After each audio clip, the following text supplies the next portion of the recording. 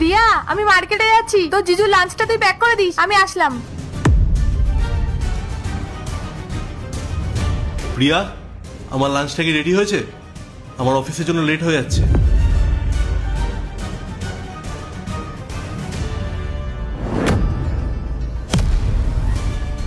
জামাই বাবু, আমি তোমাকে কত ভালোবাসি, তুমি আমার ফিলিংসটা বোঝারই চেষ্টা করো না।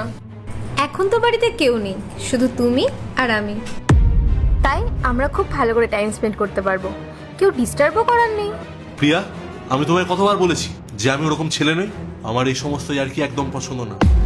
দেখো, তুমি রিয়ার বোন হও, কিছুদিনের জন্য আমাদের বাড়িতে বেড়াতে এসছো।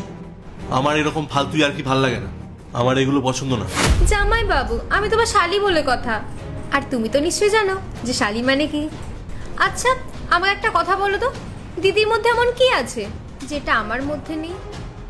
তুমি একবার আমাকে ভালো করে দেখো, আমি কতটা মডার্ন, আর দিদি একদম গাইয়া টাইপের। প্রিয়া, রিয়া তোমার দিদি হয়, তোমার একটু লজ্জা করছে না? তুমি নিজে তোমার দিদির সংসারে অশান্তি লাগাচ্ছ, তোমার একটু ভয় করছে না? তোমার দিদি যখন জানতে পারবে তুমি এসব করছো, তখন তোমার দিদির কতটা খারাপ লাগবে। এটাই তো আমার দুর্ভাগ্য যে ও আমার নিজের দিদি। আমি যদি বড় হতাম না, তাহলে ওর সাথে তোমার কোনোদিনও বিয়ে হতে দিতাম না, আমি নিজেই তোমাকে বিয়ে করে নিতাম। দেখো প্রিয়া, তুমি কিন্তু ভুল করছো। আর সেরকম হলে আমি তোমার জন্য একটা ভালো ছেলে দেখে দেবো, আর দরকার পড়লে আমি সেই ছেলের বাবা মার সাথে তোমার কথা বলিয়ে দেবো।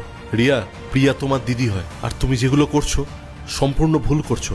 আর ও যদি জানতে পারে, ও খুব কষ্ট পাবে। জামাই বাবু, আমি ওসব কিচ্ছু জানি না, আমি শুধু এটুকু জানি যে আমি তোমাকেই বিয়ে করতে চাই। আর দিদির কথা তোমাকে ভাবতে হবে না, আমি কোনো না কোনো বাহানায় তোমাদের ডিভোর্সটা করিয়েই দেবো, আর তোমাকে বিয়ে করে নেব। প্রিয়া, তোমার একটু লজ্জা করছে না? তুমি তোমার দিদির ব্যাপারে এইসব বলছো? তুমি তোমার নিজের দিদির ডিভোর্স করাতে চাও? হ্যাঁ, চাইছি। আর কি করবো আমি? আর এমনি তো ওকে আমি ছোট থেকেই দেখতে পারি না, আর যেদিন থেকে তোমাদের বিয়ে হয়েছে ওই দিন থেকে তোকে আমি আরো সহ্য করতে পারি না। আর দিদি দিদি তো আমাকে তোমার সাথে দেখা করতেই দেয় না, আমাকেও তো কত কষ্ট করে বাহানা খুঁজতে হয় তোমার সাথে দেখা করার।